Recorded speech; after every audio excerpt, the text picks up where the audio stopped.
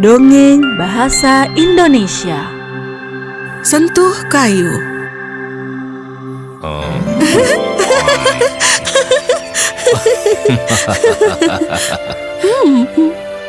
Senang sekali, hari-hari yang suram telah berlalu. Sentuh kayu.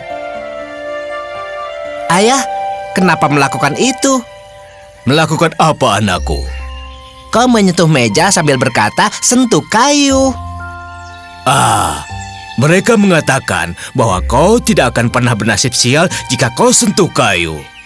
Tidak sayang, itu kebenaran sebagian. Sebenarnya nak, ketika sesuatu yang baik terjadi dalam hidupmu, kau menyentuh kayu sehingga kau menjauhkan hal negatif dan juga kecemburuan orang lain. Oke, tapi pasti ada banyak cerita di balik semua ini kan? Bagaimana itu bisa terjadi? Aku tidak tahu.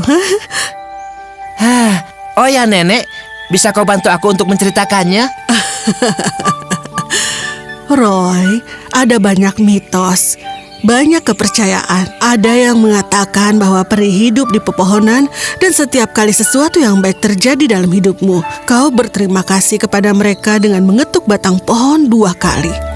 Beberapa percaya bahwa menyentuh kayu itu mengalihkan perhatian roh jahat yang tinggal di dalamnya dan mencegah mereka mendengar harapanmu akan masa depan.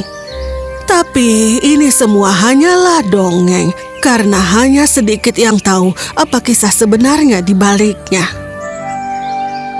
Kisah sebenarnya?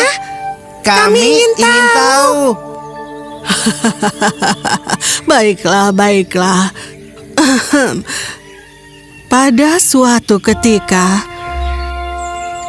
peri kemanusiaan tinggal di antara kita, ada 2 peri kecil yang belum memahami dunia dan juga aturannya. Itu adalah peri api dan peri pohon. 2 peri ajaib yang berkeliaran di sekitar bumi, terus belajar dan juga terus memahami. Ini dia si kecil.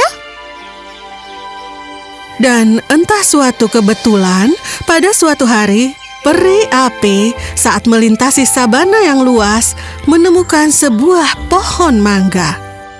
Wow, apa itu ya? Dia sangat terpesona dengan warna oranye kuning mangga yang menyerupai warna apinya. Tiba-tiba aku sangat lapar dan aku harus makan buah api itu. Tetapi begitu dia menyentuh batang pohon itu, dia membakar sebagian kulit pohon. Ya ampun. Merasa sedih, akhirnya peri api kecil itu mulai pergi ketika... Di sini. Di sebelah sini. Hai. Oh,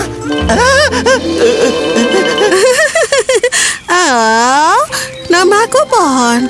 Dan kau? Aku Api. Senang bertemu denganmu, Api. Aduh. Aku sungguh minta maaf. Tidak apa-apa. Aku akan menumbuhkannya kembali.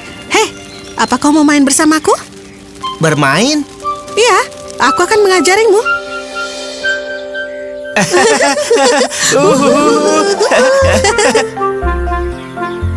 Api dan pohon menjadi teman yang sangat baik, selalu terhibur dengan kehadiran satu sama lain.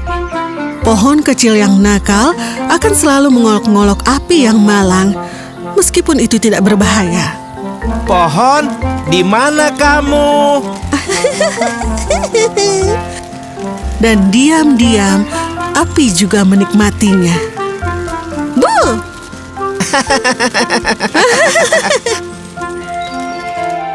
Waktu berlalu, api dan pohon tumbuh bersama.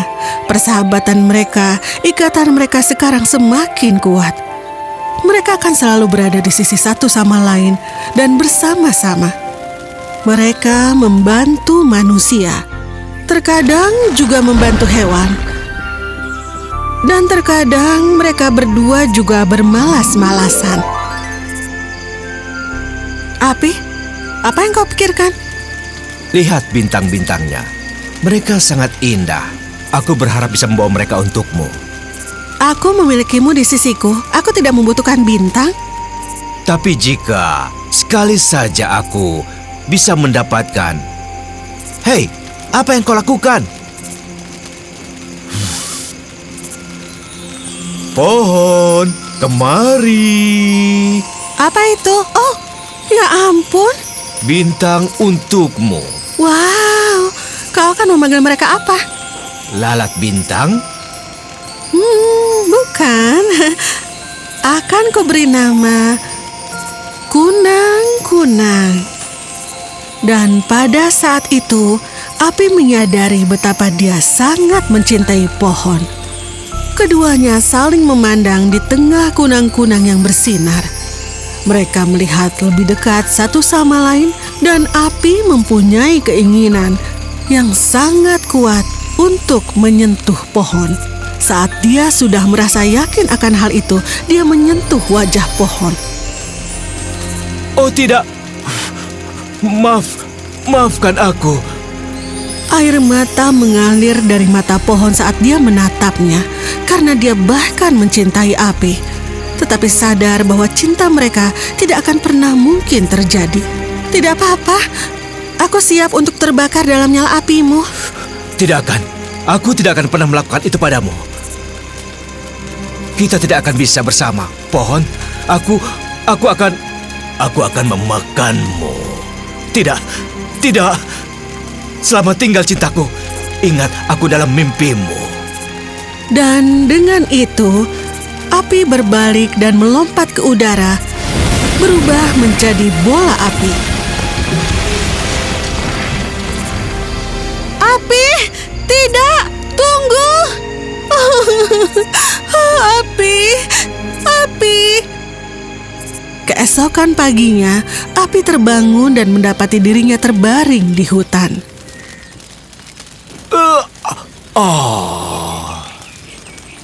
Ini untuk pertama kalinya dalam beberapa tahun dia tidak bersama dengan pohon.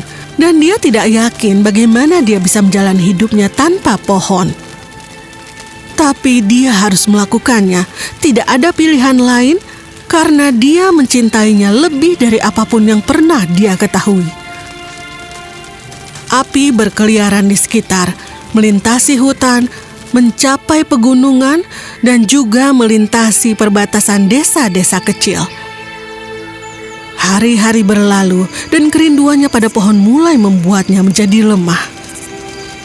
Apinya tidak lagi kuat seperti dulu dan panasnya juga mulai melemah. Suatu malam saat dia tidur di hutan, dia memimpikan pohon. Bagaimana keadaanmu, sayang? Pohon, kau di sini? Ayo, peganglah tanganku. Tidak, aku akan membakarmu. Tidak akan. Aku yakin itu. Lihat, aku tidak terbakar kan? Tapi, bagaimana bisa? Karena cinta, begitulah. Kemana? Kemana kau akan pergi? Pohon! Pohon! Pohon! Tapi, ini bukanlah mimpi pertama dan terakhir yang dialami oleh Api. Selama beberapa malam berikutnya, dia selalu saja mengalami mimpi yang sama berulang-ulang kali. Aku tidak bisa hidup tanpa dia. Aku tidak bisa. Dan akhirnya, Api berangkat ke dunia untuk mencarinya. Pada siang hari, Api mencari cintanya, dan pada malam hari, mimpi itu akan kembali padanya.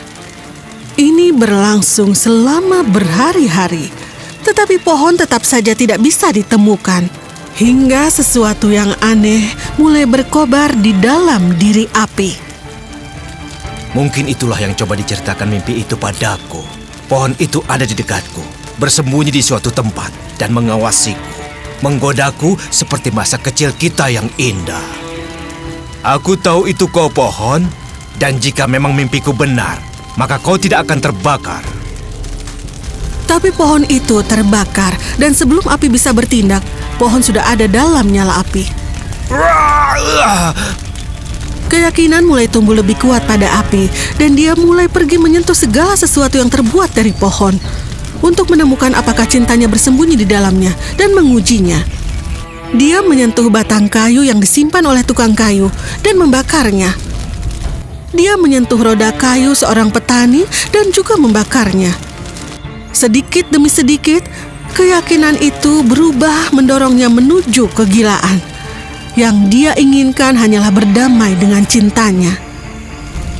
Banyak hari berlalu, dan api mulai tumbuh dengan liar dan juga ganas. Dan kemudian, suatu hari, itu terjadi. Pencarian api untuk pohon membawanya ke hutan mangga yang sama tempat dia pertama kali melihatnya. Peristiwa hari itu terlintas di depan matanya seperti baru kemarin.